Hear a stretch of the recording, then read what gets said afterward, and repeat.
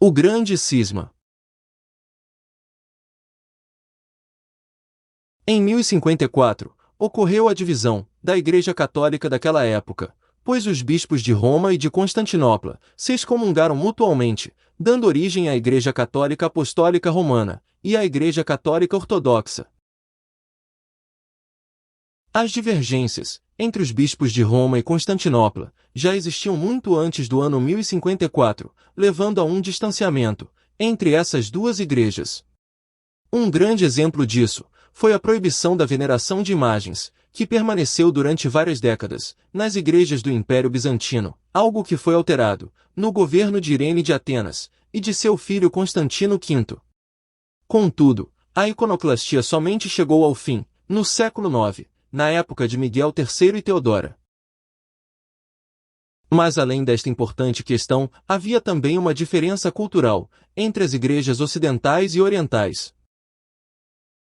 Apesar de se ajudarem quando necessário, essas igrejas sempre envolviam-se em conflitos religiosos ou políticos.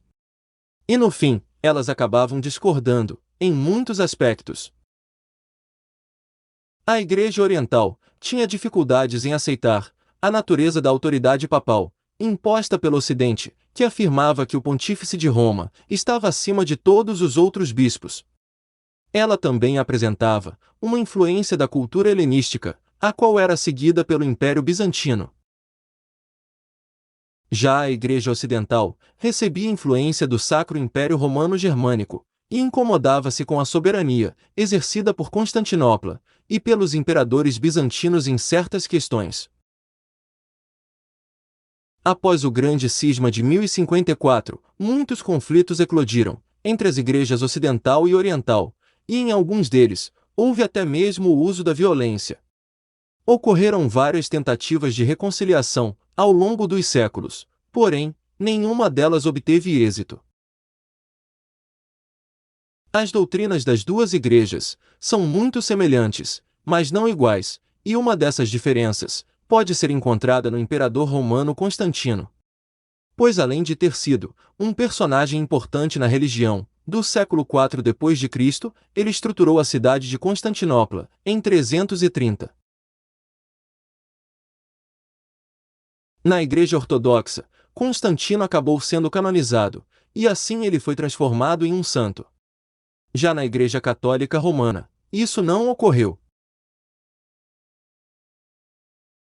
Embora apresentem certas diferenças, as duas igrejas possuem grandes corrupções, e suas doutrinas são contrárias à palavra de Deus.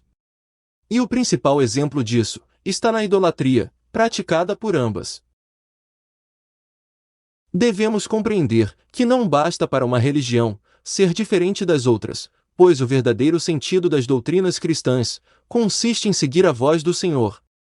Caso isso não aconteça, seus adeptos ficam perdidos, e tais religiões não conseguem direcioná-los ao caminho da verdade.